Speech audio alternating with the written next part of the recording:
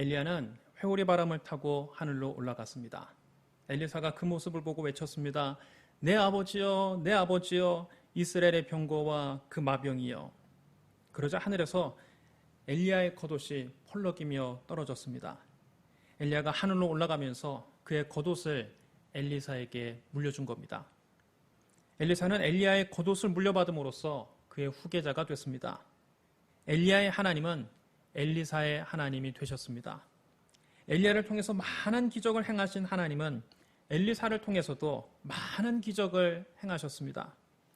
열왕기하 2장에는 엘리사가 행한 두 가지 기이한 일이 기록되어 있습니다. 지난주에 우리가 살펴본 엘리사의 기적은 여리고의 썩은 물을 고쳐준 사건입니다. 여리고성 사람들은 하나님의 종 엘리사를 찾아와 겸손하게 자기들의 사정을 아뢰었습니다. 우리 주인께서 보시는 바와 같이 이 성읍의 위치는 좋으나 물이 나쁨으로 토산이 익지 못하고 떨어지나이다. 엘리사는 그들에게 새 그릇에 소금을 담아 내게로 가져오라고 했습니다. 사람들이 새 그릇에 소금을 담아오자 엘리사는 그것을 가지고 물 근원으로 나가서 소금을 뿌리며 외쳤습니다. 여호와의 말씀이 내가 이 물을 고쳤으니 이로부터 다시는 죽음이나 열매 맺지 못함이 없을지니라 하셨느니라. 그러자 그 물이 깨끗이 고쳐졌습니다. 그 후로는 그 물을 먹고 죽는 사람도 없고 농작물이 익기 전에 떨어지는 일도 없게 됐습니다. 하나님이 주시는 풍성한 열매를 거둘 수 있게 됐습니다. 이것은 엘리사가 여호와 하나님의 이름으로 여리고성 사람들을 축복한 사건입니다. 오늘 본문에는 이와는 상반된 이적이 소개되고 있습니다. 엘리사는 여리고를 떠나 베델로 올라갔습니다. 베델은 여로보암 이후에 우상숭배의 본거지가 됐습니다. 여로보암은 본래 솔로몬의 부지런한 신하였으나 솔로몬이 죽은 후에 그 아들 르호보암을 반역하고 북쪽 10지파를 모아서 북이스라엘을 세웠습니다. 여로보암이 이스라엘 12지파 가운데 10지파를 규합해서 북이스라엘을 세우는 데는 성공했지만 그에게는 한 가지 고민이 있었습니다. 이스라엘 백성들이 절기 때마다 예루살렘 성전에 올라가서 하나님께 제사를 드리기 때문입니다. 이제 곧 초막절이 다가오는데 초막절이 되면 백성들이 전부 유다 지파에 속한 예루살렘으로 돌아갈 것이 불을 보듯 환합니다. 그는 마음속으로 생각했습니다. 이대로 두었다가는 나라가 다시 다윗 집안으로 돌아갈지도 모른다. 만일 이 백성이 예루살렘 성전에 가서 여호와께 제사를 드리게 되면 그들이 다시 유다의 르호보암을 왕으로 섬기고 나를 죽일 것이다. 이에 그는 금송아지 2개를 만들어서 하나는 베델에 두고 하나는 단에 두고 백성들에게 말했습니다. 너희가 다시는 예루살렘에 올라갈 것이 없도다. 이스라엘아, 이는 너희를 애굽 땅에서 인도하여 올린 너희의 신들이니라. 여로보암은 또 레위 자손이 아닌 사람들을 자기 마음대로 제사장으로 임명했습니다. 초막절은 7월 15일인데 그 날짜도 임의로 8월 15일로 변경했습니다. 그는 베델에서 금송아지에게 분향하고 백성들로 하여금 우상을 숭배하게 했습니다. 베델에는 가장 큰 금송아지 성소가 있었습니다. 그때부터 베델은 우상 숭배의 중심지가 됐습니다. 엘리사가 베델로 올라가는 도중에 그 성읍에서 젊은이 50-60명이 떼를 지어 몽둥이와 무기를 들고 나와서 그를 조롱했습니다. 대머리여 올라가라, 대머리여 올라가라. 이들은 엘리야가 회오리 바람을 타고 하늘로 올라갔다는 소문을 듣고 엘리사도 똑같이 하늘로 올라가 보라는 겁니다. 그들은 엘리야가 죽지 않고 하늘로 올라간 것을 믿지 않은 겁니다. 만약 그게 사실이라면 엘리사도 그들이 보는 앞에서 하늘로 올라가서 그것이 사실임을 한번 입증해 보라는 겁니다. 엘리사를 가리켜 대머리라고 부른 것은 하나님의 종을 경멸하는 모욕입니다. 엘리사는 심각한 위협을 느꼈습니다.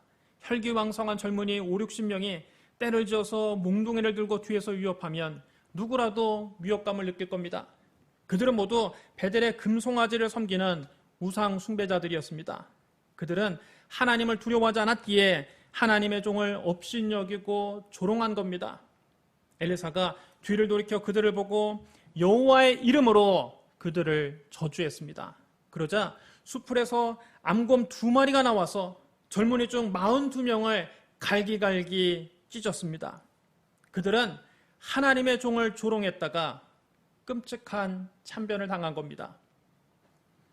하나님의 종 엘리사가 젊은이들에게 조롱당한 사건은 장차 우리 주 예수 그리스도께서 사람들에게 조롱당하실 것을 예표합니다. 예수님께서 겟세마네 동산에서 기도를 마치셨을 때 한 무리가 나타났습니다. 예수님을 잡으러 온 대제사장들과 성전 경비대장들과 장로들이었습니다. 그들은 손에 칼과 몽둥이를 들고 있었습니다. 12제자 중 하나인 가룟 유다가 앞장서서 그들을 데리고 왔습니다. 유다가 예수님께 가까이 와서 입을 맞추려고 하자 예수님께서 그에게 말씀하셨습니다. 유다야, 네가 입맞춤으로 인자를 파느냐? 유다가 예수님께 입을 맞추자 그들이 달려들어 예수님을 붙잡았습니다. 예수님은 대제사장 가야바의 집으로 끌려가셨습니다. 성전 경비대장들은 예수님을 지키고 있다가 예수님의 눈을 천으로 가리고 얼굴을 때리며 조롱했습니다. 선지자 노릇하라. 너를 친 자가 누구냐? 눈을 가린 상태에서 당신을 때린 사람이 누구인지 맞춰서 당신이 선지자임을 입증해 보라는 겁니다. 그들은 이외에도 온갖 말로 모욕하면서 예수님께 욕설을 퍼부었습니다. 날이 새자 대제사장들과 서기관들과 장로들이 모두 대제사장 가야바의 집에 모여들었습니다. 이른 새벽에 대제사장의 집에서 사내들인 공회가 열린 겁니다. 사내들인 공회는 예수님 당시에 유대 사회의 입법과 사법을 총괄하는 최고 의결 기구였습니다. 대제사장들과 공회 의원들이 예수님을 죽이려고 고발할 증거를 찾으려 했습니다. 그러나 아무 증거도 찾을 수가 없었습니다. 그도 그럴 것이 예수님께서 사람을 죽였습니까? 도둑질을 했습니까? 가난한 사람들을 학대했습니까? 아픈 사람들을 괴롭혔습니까? 오히려 예수님은 굶주린 사람들은 먹이고 병든 사람은 고쳐주시고 죽은 사람은 살려주셨습니다. 예수님께서 이렇게 붙잡혀 와서 재판을 받으실 만한 일을 하신 적이 없습니다. 공회 의원들은 재판을 신속하게 진행하기 위해서 사전에 거짓 증인들을 대기시켜 놓았습니다. 이른 새벽에 공회가 열리자마자 그들은 기다렸다는 듯 예수님에 대해서 거짓 증거를 대기 시작했습니다. 유대법에 따르면 재판에서 유죄 판결을 내리려면 반드시 2명 이상의 증인이 있어야 합니다. 2명 이상의 일치된 증언이 있어야만 그 증언이 유효하게 인정됩니다. 그러나 그들의 증언은 서로 맞지 않았습니다. 그들은 사전에 짜여진 각본대로 재판을 일사천리로 진행하려고 했는데 급조된 각본이라 서로 입이 맞지 않았던 겁니다.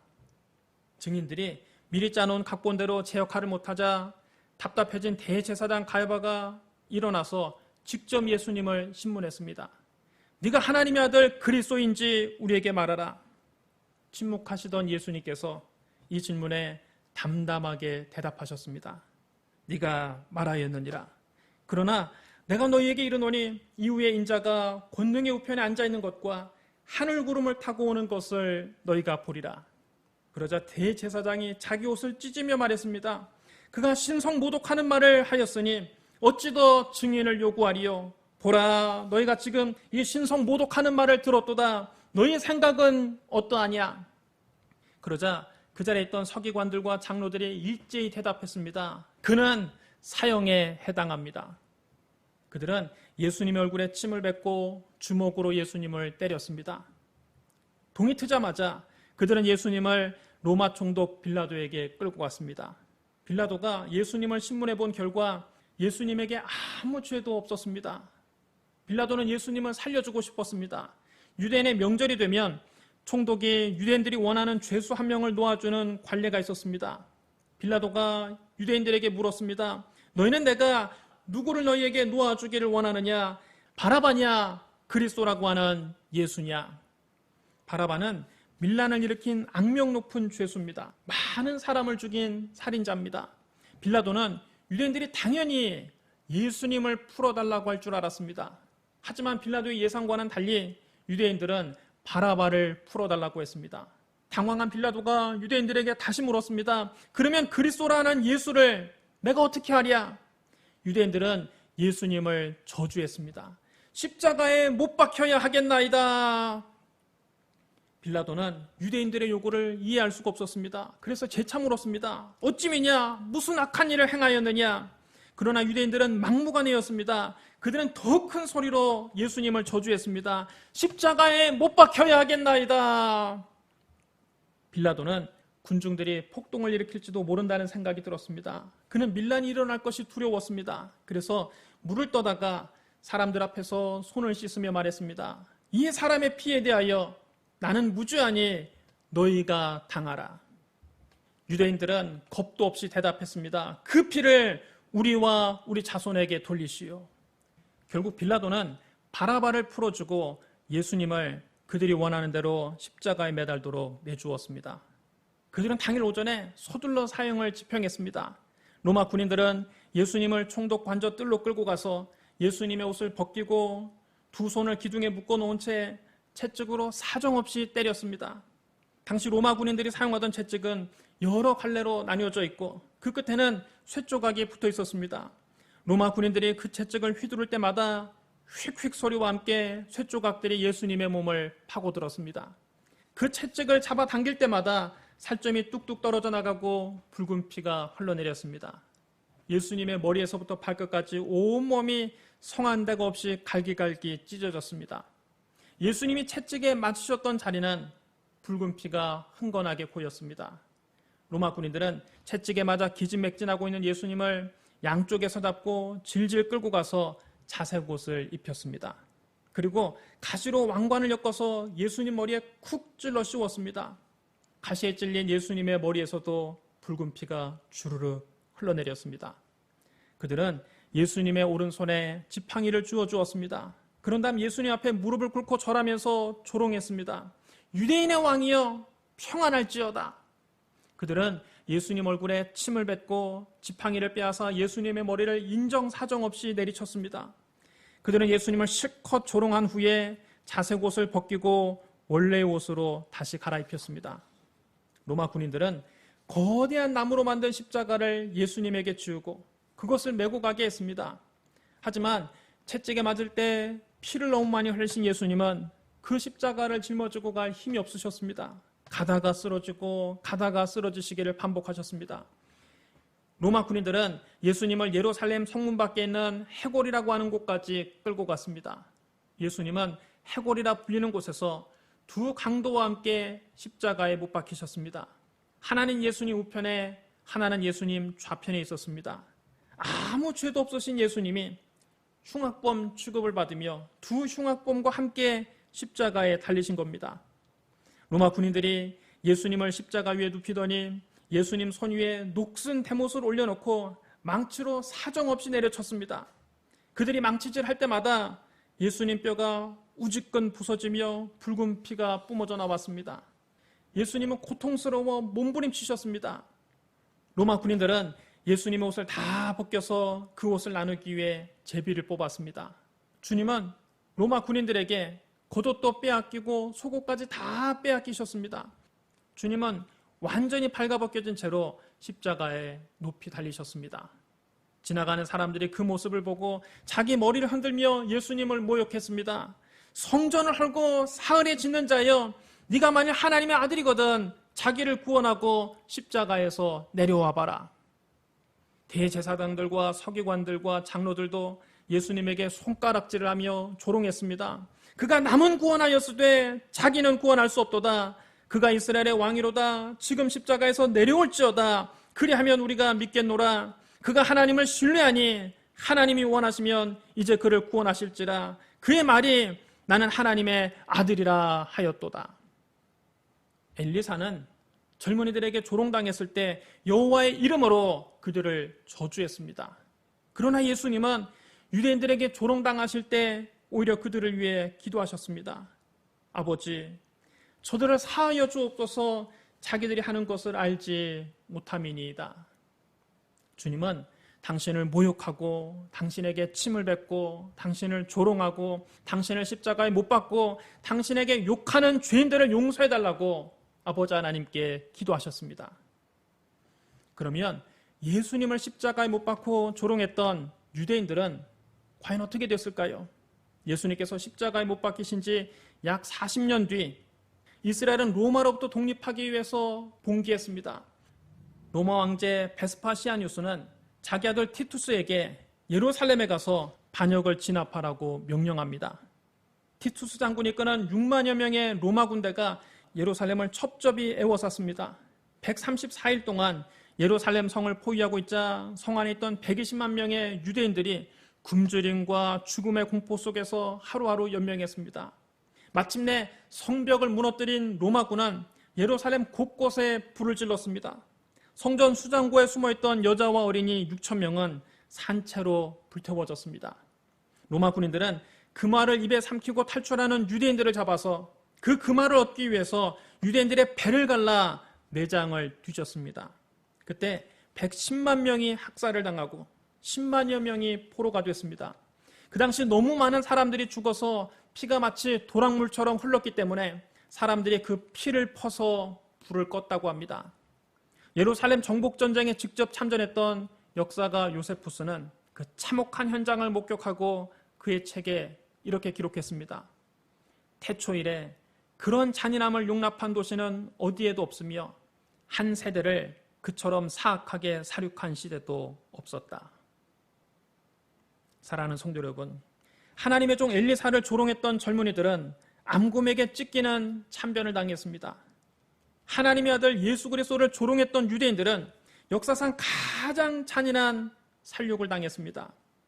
오늘날 교회를 조롱하고 박해하는 사람들에게 닥칠 환난은 이보다 더 무서울 것입니다. 교회는 그리스도의 몸입니다. 예수 그리스도를 조롱하고 박해한 유대인들에게 무서운 심판을 내리신 하나님께서 그리스도의 몸된 교회를 조롱하고 박해하는 사람들은 가만히 내버려 두실까요? 마지막 때 그들에게 내릴 심판은 무시무시할 겁니다. 데살로니가 후서 1장 4절로 9절에 이렇게 기록되어 있습니다. 그러므로 너희가 견디고 있는 모든 박해와 환난 중에서 너희 인내와 믿음으로 말미암아 하나님의 여러 교회에서 우리가 친히 자랑하노라. 이는 하나님의 공의로운 심판의 표요 너희로 하여금 하나님 나라의 합당한 자로 여김을 받게 하려 함이니 그 나라를 위하여 너희가 또한 고난을 받느니라. 너희로 환난을 받게 하는 자들에게는 환난으로 갚으시고 환난을 받는 너희에게는 우리와 함께 안식으로 갚으시는 것이 하나님의 공이시니 주 예수께서 자기의 능력의 천사들과 함께 하늘로부터 불꽃 가운데 나타나실 때에 하나님을 모르는 자들과 우리 주 예수의 복음에 복종하지 않는 자들에게 형벌을 내리시리니 이런 자들은 주의 얼굴과 그의 힘의 영광을 떠나 영원한 멸망의 형벌을 받으리로다. 그러므로 그리스도의 몸된 교회를 조롱하고 박해하는 사람들은 참으로 불쌍한 사람들입니다. 2000년 전 예루살렘에 닥친 환난은 종말에 있을 대환난의 모형입니다. 예수님께서 재림하실 때 이 땅에 닥칠 큰 환난은 예루살렘이 멸망할 때보다 훨씬 더 끔찍할 것입니다. 마지막 때 있을 큰 환난은 창세 이래로 전에도 없었고 후에도 없을 가장 큰 환난이 될 것입니다. 주님은 당신이 다시 오실 때 온 우주에 일어날 변화를 이렇게 말씀하셨습니다. 1월 성신에는 징조가 있겠고 땅에서는 민족들이 바다와 파도의 성난 소리로 나여 혼란한 중에 곤고하리라. 사람들이 세상에 임할 일을 생각하고 무서워함으로 기절하리니 이는 하늘의 권능들이 흔들리겠습니다. 그때 사람들이 인자가 구름을 타고 능력과 큰 영광으로 오는 것을 보리라. 주님이 다시 오시는 그날에는 해가 어두워지며 달이 빛을 내지 않을 것입니다. 별들이 유성우가 되어 하늘에서 떨어질 것입니다. 천체가 뒤흔들릴 것입니다. 바다에서는 거대한 지진 해일이 일어나 성난 파도 소리에 사람들이 불안에 떨 것입니다. 어떤 사람들은 세상에 닥치는 재난이 너무 무서워 기절할 것입니다. 그때 사람들이 예수님께서 구름을 타고 능력과 큰 영광 가운데 오시는 것을 다 보게 될 것입니다. 그리스도의 재림이 교회를 조롱하고 박해한 사람들에게는 영원한 멸망의 형벌이지만 그리스도를 믿고 환난을 견디는 우리에게는 영원한 구원의 완성입니다. 그러므로 다시 오실 주님을 기다리며 이 세상에서 당하는 모든 조롱과 박해와 환난을 믿음으로 이겨내는 저와 여러분 되시기를 주님의 이름으로 축원합니다. 우리 기도하겠습니다. 사랑 많으시고 거룩하신 하나님 아버지, 이 세상이 악하여 하나님 아들을 십자가에 못 박고 조롱하고 모욕했습니다. 그리스도를 십자가에 못 박고 조롱한 세상이 이제는 그리스도의 몸된 교회를 조롱하고 박해하고 있습니다. 하나님 아버지, 저들을 사하여 주옵소서. 자기들이 하는 것을 알지 못함이니이다. 다시 오실 주님을 간절히 기다립니다. 아멘. 주 예수여 어서 오시옵소서. 주님 다시 오시는 그날까지 세상의 조롱과 박해와 환난을 믿음으로 이기게 하여 주옵소서. 성령이여 우리를 도와주시옵소서. 예수님 이름으로 감사하며 기도드리옵나이다. 아멘.